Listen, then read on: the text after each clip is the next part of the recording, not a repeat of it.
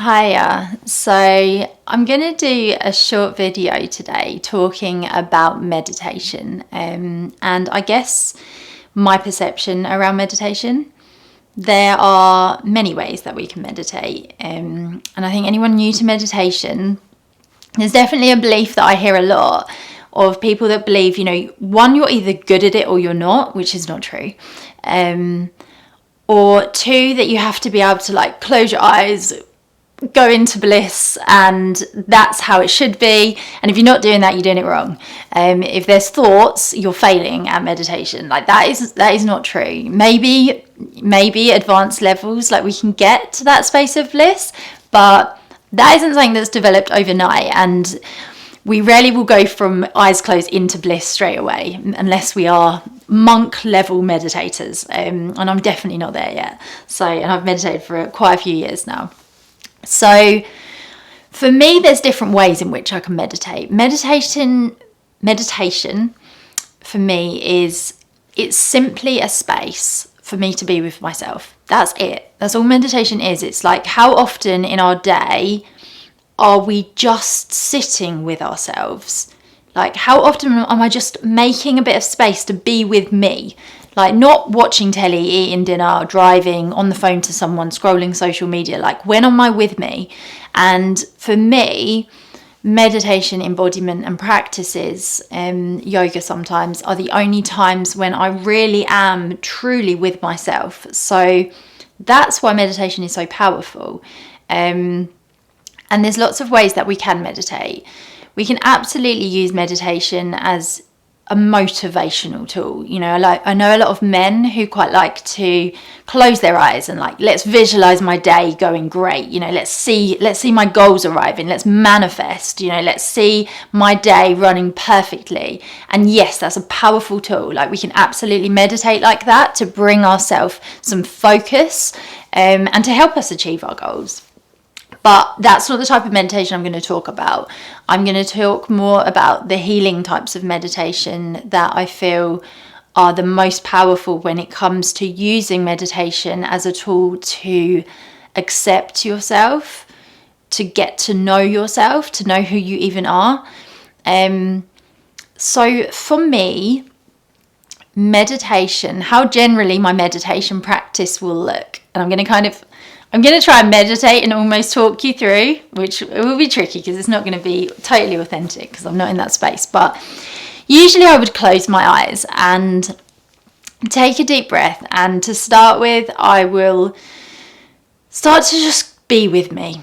Just sit there in the silence and notice how that feels. How much resistance is in me today to actually just sit here with me. Am I telling myself a million reasons why I shouldn't? Am I already saying, how long am I going to do this for? Am I already giving up on myself before I even start and saying, I was going to do 20 minutes, but I'll just do 10.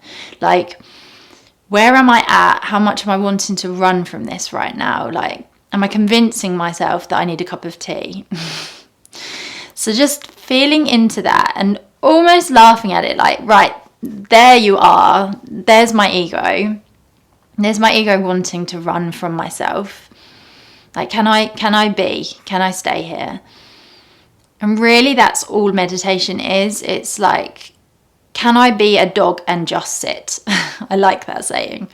And I will, so choosing, I'm choosing to stay. No, I don't need a cup of tea. No, the things that I need to do later aren't important. I can just be here with myself right now. And then being okay, how are you, Holly? Well, really fucked up. Okay, well, don't be so harsh. Let's be a bit kinder to yourself. So it's there's the ego voice and there's the self voice, right? And both are kind of having a conversation. That's how my meditation usually looks. So it's you're having a really tough time. Don't be so hard on yourself. There's a lot of emotions going on right now. And then my ego might say, yeah, but you've been through worse. Come on, just get yourself together. Why are you not focusing on work? You're too up. You're too in your heart. You're too emotional. Be why am I to anything? Like, can I just accept myself here? Like, what am I feeling? I'm feeling sad. I'm feeling afraid. Feeling like I don't have control. And that's okay. And can I just sit with that for a bit? Like, yeah, it feels like painful in my heart.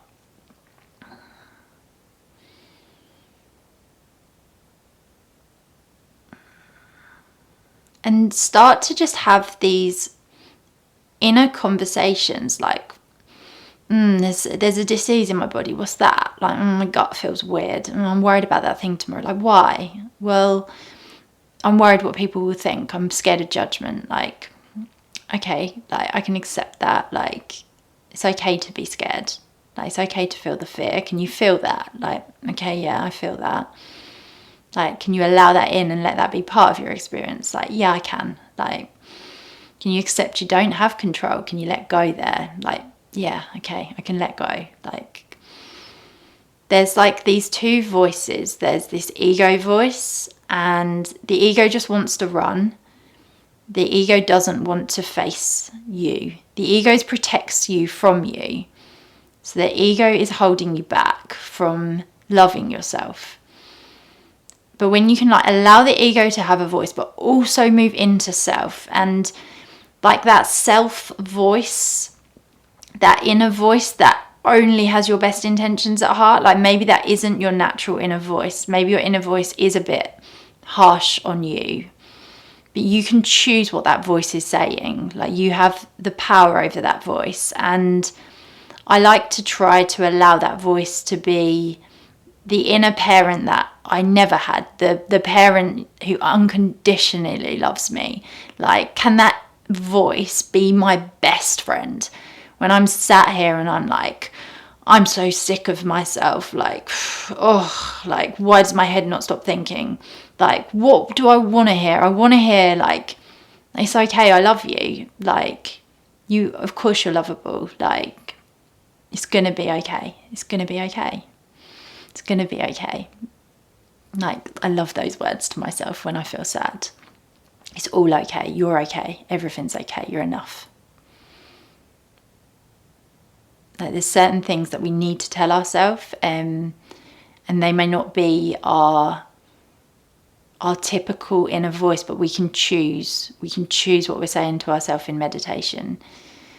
And once I've had that chat with my angel and my devil, generally things get quieter.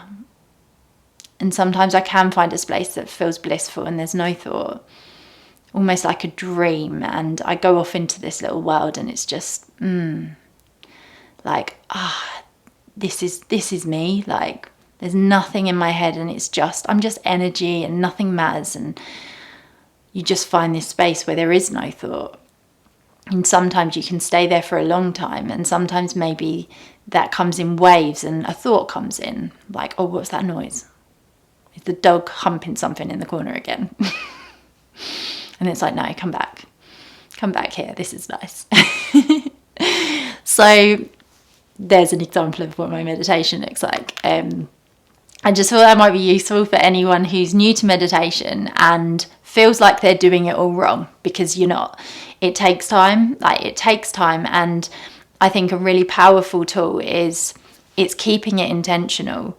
Like, yes, I might have a thought about, have I got milk? But I can choose to have the thought, have I got milk, and blow it away like a cloud. Like, not important, go away. Like, come back. Okay, I'm breathing, I'm in my body. Like, it's all good. I don't have to go, have I got milk? When am I going food shopping? Oh, I'll go tonight. Oh no, I can't because I've got a big prayer. Like, you choose the reel of thoughts, right? So the key to developing a good meditation practice is getting good at noticing when your thoughts go off track and pulling yourself back in. So it's like, yeah, I'll have the odd, like, what's the noise? When's the postman come in? Oh my God, I still haven't paid my tax bill. Like, oh God, like, now I'm just like, oh man, still haven't done that. Like, a real problem for this week. And that gives me a feeling in my tummy that I don't like. So it's the noticing it, but then like, no. Am I sitting here doing my taxes now? No. So do I need to be with it? No. Like, I'm here doing a video for you. I can let go of that.